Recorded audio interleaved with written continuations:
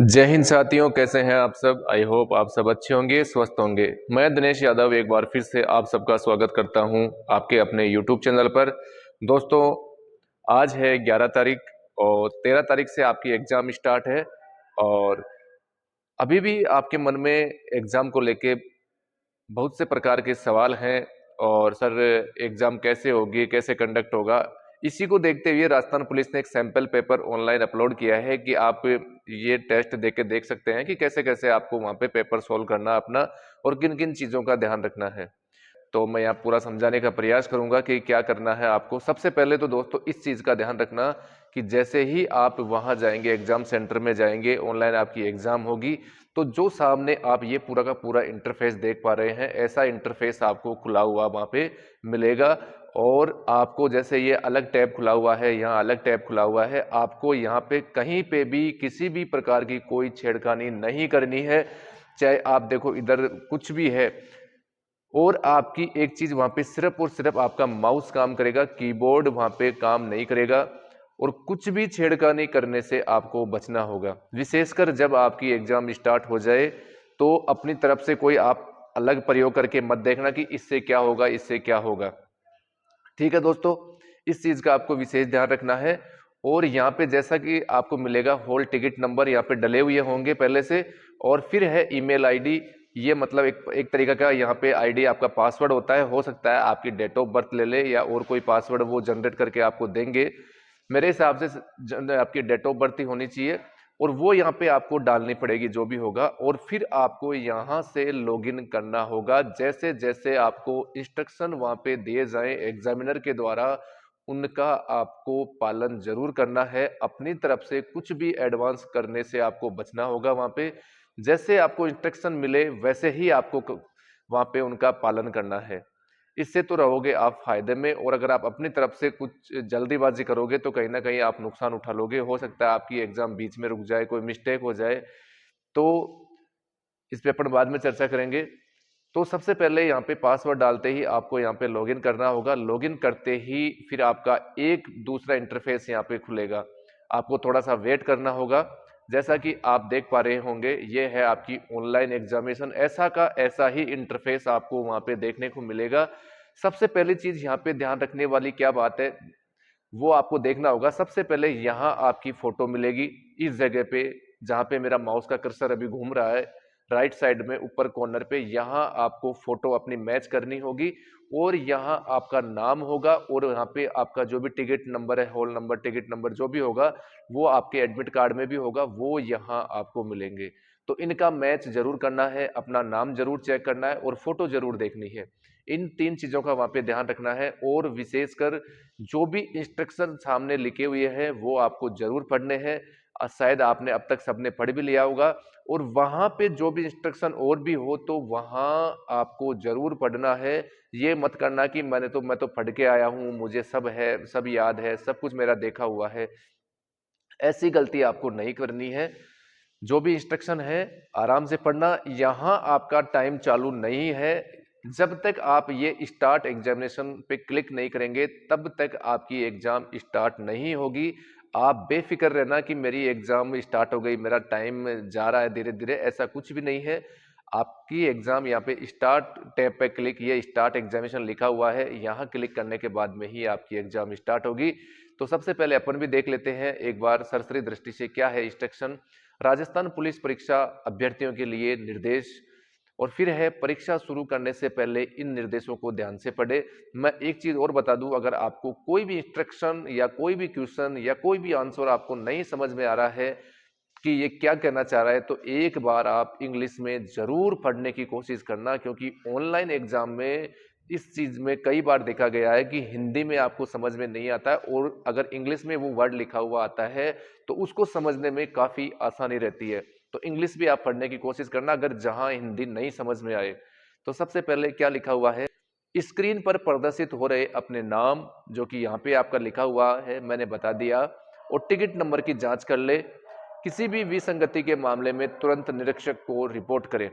अगर आपका कुछ भी मिस्टेक है नाम, आपके टिकट नंबर में, फोटो में, तो वहां पे जो भी एग्जामिनर है उनको आप बताएं। इसके बाद में क्या है कंप्यूटर को बंद न करें या हार्डवेयर और सॉफ्टवेयर सेटिंग में न बदलें, ये मैंने आपको पहले बता दी। परीक्षा के दौरान किसी भी समय ब्राउजर बंद न करें और किसी भी तकनीकी समस्या के मामले में तुरंत निरीक्षक को सूचित करें। अगर हो सकता है कि ये टेक्निकल चीजें हैं, इनमें मिस्टेक हो सकती है, अगर कुछ भी ऐसा होता है तुरंत आप एग्जामिनर को बताएं, घबराए नहीं। आपका टाइम जाएगा और यानी कि टाइम लैप्स होगा, ऐसा कुछ भी नहीं होगा। अगर आपका कंप्यूटर एकदम से बंद हो जाए तो आपको बिल्कुल भी चिंता करने की आवश्यकता नहीं है। जहां से आपका समय बंद हुआ था और जहां जिस टाइम पे आपका कंप्यूटर बंद हुआ था उसी टाइम पे आपका जो वापस एग्जाम स्टार्ट होगा। तो इसको लेकर आप बिल्कुल बेफिक्र रहिए। फिर है, इस कंप्यूटर आधारित परीक्षा में बहुविकल्पीय 150 प्रश्न है, सब प्रश्न शामिल है जिन्हें 3 खंडों में विभाजित किया गया है। अब एक चीज यहाँ पे और सामने आई है कि आपका जो सब्जेक्ट वाइज आपके पेपर वहां पे खुलेंगे, यानी कि रैंडम पेपर आपका वहां पे नहीं आएगा। जैसे कि अनुभाग ए, बी और सी, जैसा कि आपको पता है कि आपका अलग अलग 3 पार्ट में आपका जो पेपर है बटा हुआ है। परीक्षा की अवधि 120 मिनट 2 घंटे की होगी। प्रश्न भर्ती अधिसूचना में उल्लिखित विषयों से लिए गए हैं, यानी कि जो आपके सब्जेक्ट, जो भर्ती जो आपकी आई थी, नोटिफिकेशन जारी हुआ था उस समय जो सब्जेक्ट थे उन्हीं से आपके क्वेश्चन आएंगे। अब कई साथियों के सवाल थे कि सर मॉक टेस्ट में तो मैथ के भी बहुत सारे क्वेश्चन हैं। दोस्तों, मैथ से क्वेश्चन नहीं आएंगे, जो आपको सब्जेक्ट दिए गए हैं उन्हीं से आपके क्वेश्चन आने वाले हैं। इस चीज का आपको बिल्कुल भी डर नहीं होना चाहिए कि मैथ से क्वेश्चन आएंगे, ऐसा नहीं होगा। फिर है आपका प्रत्येक बहुविकल्पीय प्रश्न के 4 उत्तर है। अब कई साथियों का सवाल था कि सर 5वां ऑप्शन भी आएगा क्या? दोस्तों, वो अधीनस्थ बोर्ड ने ये नियम और आरपीएससी ने अभी लागू किया है, राजस्थान पुलिस ने ये लागू नहीं किया है। आपको 4 ही ऑप्शन मिलेंगे। और एक सवाल था कि सर ओमार सीट मिलेगी कि? दोस्तों, ओमार सीट आपको नहीं मिलेगी, आपको वहीं पे क्लिक करने होंगे, ऑनलाइन ही आपके उत्तर सेव होंगे, जिससे कि आपको काफी आपका समय यहाँ पे बचने वाला है। यह है आपकी इस परीक्षा के लिए अंकन योजना, यानी कि जो अंक है इस प्रकार है। सबको पता है कि एक क्वेश्चन का 1 नंबर है और नेगेटिव है 0.25, यानी कि 1/4 आपकी नेगेटिव मार्किंग है। अगर आपने कोई आंसर नहीं दिया तो आपको यहाँ पे कुछ भी नुकसान नहीं होगा। परीक्षा समय समाप्त होने या निरीक्षक द्वारा मंजूरी दिए जाने से पहले परीक्षा हॉल छोड़ने की अनुमति नहीं है। यदि आप परीक्षा के दौरान खड़े हो जाते हैं या परीक्षा के दौरान अन्य उम्मीदवार को बात करते हुए पाए जाते हैं तो आपकी उम्मीदवारी रद्द की जाएगी। आपको प्रदान की गई रफ शीट पर अपना नाम, हॉल टिकट नंबर और सत्र आईडी लिखना चाहिए। परीक्षा के लिए प्रदान की गई रफ शीट और कोई भी अन्य स्टेशनरी सामग्री परीक्षा समाप्त होने पर पर्यवेक्षक को वापस लौटा दी जाएगी, यानी कि जो भी रफ पेपर है आपको साथ नहीं लेके आना है। और फिर आएगा, इससे पहले इस निर्देश को पढ़ने और इसका पालन करने के बाद परीक्षा में शामिल होने के लिए इस निर्देश पृष्ठ के नीचे चेक बॉक्स पर आपको क्लिक करना होगा, यानी कि आपका रिमेनिंग टाइम यहाँ पे चलता रहेगा और यहाँ पे आपकी जो आईडी नंबर है वो सामने शो होगी, यानी कि बैक टाइम आपका चलता रहेगा। फिर है, परीक्षा स्क्रीन में नीचे निर्दिष्ट जो भी कार्य क्षमता के साथ निम्नलिखित बटन है, कौन कौन से बटन का क्या काम होगा।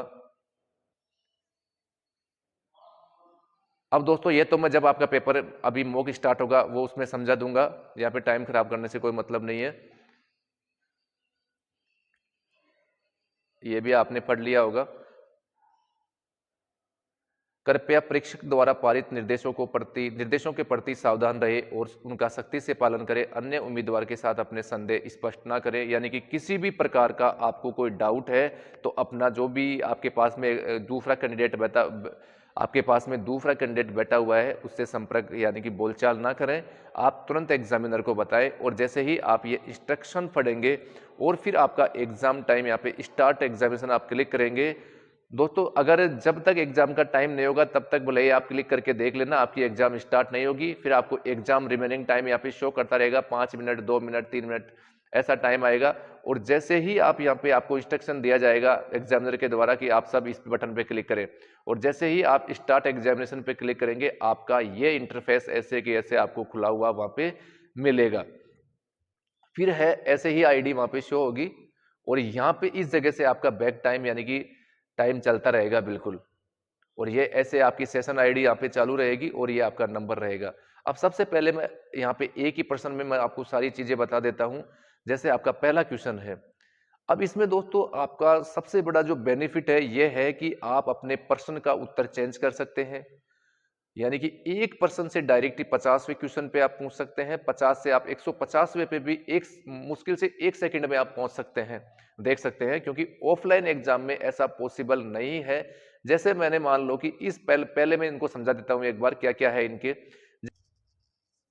जैसे आपका ये पहला क्वेश्चन है, यदि एक वर्गाकार मैदान का विकर्ण है 16 मीटर तो इसका क्षेत्रफल क्या होगा। ये आपका पहला क्वेश्चन है और इसमें आपको मिलेंगे 4 ऑप्शन, आपके 5 ऑप्शन यहाँ पे नहीं है। और जैसा कि आपका उत्तर आपने माना कि मेरा ए आंसर है इसका 132 मीटर स्क्वायर इसका क्षेत्रफल है, आपने टिक किया ए पे। ठीक है, ए ऑप्शन पे आपने यहाँ पे क्लिक कर दिया तो यहाँ पे राइट का निशान यहाँ पे लग जाएगा। मान लीजिए कि आपको लगा कि नहीं यार ये इस क्वेश्चन का आंसर ये नहीं है, 128 मीटर होगा, तो आप इस पे बी पे क्लिक कर सकते हैं तो बी पे हो जाएगा। अगर आपको लगता है कि यार ये भी नहीं है, कोई सा ही नहीं है, तो आप यहाँ पे क्लियर आंसर कर सकते हैं। अब आपने कोई सा भी आंसर नहीं किया, फिर आप चाहते हैं कि यार डी हो सकता है तो आप डी पे करेंगे तो डी आपका आंसर हो जाएगा। यानी कि आप चेंज कर सकते हैं इसको बार बार में। और फिर अगर आपको ये लगता है कि यार ये भी नहीं है तो आप यहाँ से क्लियर कर दें वापस। और फिर आप ये सोचते हैं कि यार मेरे को तो और बी और सी में डाउट है, इनमें से कोई सा होगा, मैं इस क्वेश्चन को बाद में करूंगा, टाइम मिलेगा तब, तो फिर आप इसको मार्क फॉर रिव्यू में डाल सकते हैं, जिससे कि यहाँ पे आपको शो होता रहेगा। जैसे कि मैं 10% आपको करके बताता हूं कैसे कैसे शो होंगे। मान लीजिए पहला मेरे को नहीं आया, 2 ऑप्शन में मैं कंफ्यूज हो गया, फिर मैंने इसमें जैसे बी कर दिया, फिर मैंने इसमें ए कर दिया, और फिर मैंने इस पे, मैं दोस्तों मैं क्वेश्चन नहीं देख रहा हूं, मैं डायरेक्टली ऑप्शन पे क्लिक करके आंसर दे रहा हूं। ये मैंने सी कर दिया और इसका भी मैंने मार्क फॉर रिव्यू में कर दिया। और ये पर्सन मेरे को नहीं आता, छठवां पर्सन। और फिर सातवां जो क्वेश्चन है इसको भी मैंने मार्क ऑफ रिव्यू में क्लिक कर दिया। और फिर है 8 नंबर पे मैंने सी ऑप्शन क्लिक कर दिया, और 9 में मैंने ए क्लिक कर दिया, और 10 में मैंने बी क्लिक कर दिया। यानी कि ये क्वेश्चन मैंने किए हैं अब तक। ठीक है दोस्तों, अब यहाँ पे आपको पता लगेगा कि यार ये मैंने मार्क ऑफ रिव्यू किया है इस क्वेश्चन पे। अब डायरेक्ट अगर आप पहले पे जाना चाहते हो तो यहाँ पे 1 नंबर पे क्लिक कर दे डायरेक्ट ही। फिर आप छठवें ये 7 नंबर पे जाना चाहते हैं तो यहाँ पे आप देखो ये कर्सर हिल रहा होगा, यहाँ पे 7 नंबर पे आप क्लिक कर दे तो 7 पे आप डायरेक्ट पहुंच जाएंगे। और फिर आपको लगता है कि यार मेरे को तो ये नहीं आता, तो इसको आप अनमार्क भी कर सकते हैं। दूसरी चीज है कि अगर आप मार्क ऑफ रिव्यू करते हैं और एक आपकी एग्जाम खत्म हो जाती है तो क्या इसके नंबर कटेंगे? नहीं दोस्तों, इसके कोई नंबर नहीं कटेंगे आपके। अगर आपने बिल्कुल क्लियर आंसर दिया है तो ही आपके नंबर यहाँ पे कटेंगे, अन्यथा मार्क ऑफ रिव्यू करने से कोई आपके नंबर नहीं कटते हैं, इस चीज का ध्यान रखना। अब मान लीजिए कि मैं तीसरे सेक्शन पे जाना चाहता हूं डायरेक्टली, जैसे 116 क्वेश्चन नंबर पे मैं पहुंचना चाहता हूं या तीसरे पार्ट पे मैं पहुंचना चाहता हूं, तो यहां पे मैं क्लिक कर दूंगा।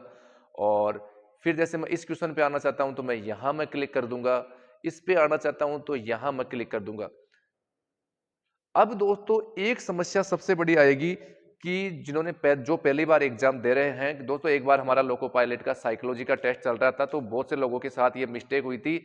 जैसे कि वो स्क्रॉल के लिए अभी निर्देश में भी था, ये आपके सामने ये माउस दिख रहा होगा, तो आपको ज्यादातर इसी पे, जैसे ये आपका ये राइट हो गया और ये लेफ्ट, इस लेफ्ट वाले को ही बार बार में प्रेस करना है जहां पे भी आप क्लिक करो, और ये होगा इससे आपका स्क्रॉल डाउन। ऐसे देखो दिख रहा होगा आपको कि जैसे जैसे आप स्क्रॉल करेंगे, जैसे आप ये आपकी टैप नीचे होते जाएगी, क्वेश्चन आपके ऊपर जाते जाएंगे। ये लो, वापस लेना है तो इसको वापस घुमाते रहो आप, इस चीज का ध्यान रखना। ये वापस आप घुमाते रहो और ये वाला ही ज्यादातर काम में आएगा, तो इससे आप बैक कर सकते हैं वापस। तो ये स्क्रॉल का आप ध्यान रखना। और दोस्तों गलती से भी आप इस सबमिट जो नीचे लिखा हुआ है सबमिट एग्जामिनेशन, इस पे क्लिक मत कर देना। ये गलती मत करना आपने, ये आप एग्जाम वहीं पे आपकी एग्जाम समाप्त हो जाएगी। लिखा भी हुआ है, यहाँ पे लिखा हुआ है don't press submit examination button till you have complete the examination. इसका मतलब यह है जब तक आपकी एग्जाम समाप्त नहीं हो जाती तब तक आपको इस बटन पे क्लिक नहीं करना है। आपको लगे कि मेरे प्रश्न पूरे हो गए, यहाँ पे देखो आपका पूरा का पूरा बिल्कुल शो होता रहेगा, आपने आंसर कितने के दिए हैं, अनआंसर कितने के दिए हैं, मार्क ऑफ रिव्यू में कितने डाले हैं, पूरा का पूरा आपको यहाँ पे शो होगा। और फिर जैसे आपका टाइम पूरा हो जाता है, मैं तो कहता हूं कि आपको पूरा टाइम एग्जाम के लिए लेना चाहिए कि करके आपको देखने चाहिए वापस कि मैंने कहीं गलती तो नहीं की। और कैसे क्या करना है वो मैं शाम को एक वीडियो लेके आऊँगा, उसके माध्यम से आपको बताऊँगा क्या सावधानियाँ रखनी है, कब आपको जाना है एग्जामिनेशन के लिए, वो सारी बातें अपन नेक्स्ट वीडियो में करेंगे। और फिर आप यहाँ पे सबमिट एग्जामिनेशन यहाँ पे क्लिक कर सकते हैं। फिर आपसे वापस पूछेगा कि आप सबमिट करना चाहते हैं, ओके। और जैसे ही आप यहाँ पे ओके करेंगे आपकी एग्जाम समाप्त हो जाएगी और लिखा हुआ आएगा you have finish your examination successfully, और ऐसे आपकी एग्जाम समाप्त हो जाएगी। तो ये था दोस्तों स्टेप बाय स्टेप आपको ऑनलाइन एग्जाम में क्या क्या ध्यान रखना है, किस प्रकार आपकी एग्जाम होगी। ठीक है दोस्तों, आज के लिए इतना ही, मिलते हैं एक और नेक्स्ट वीडियो में।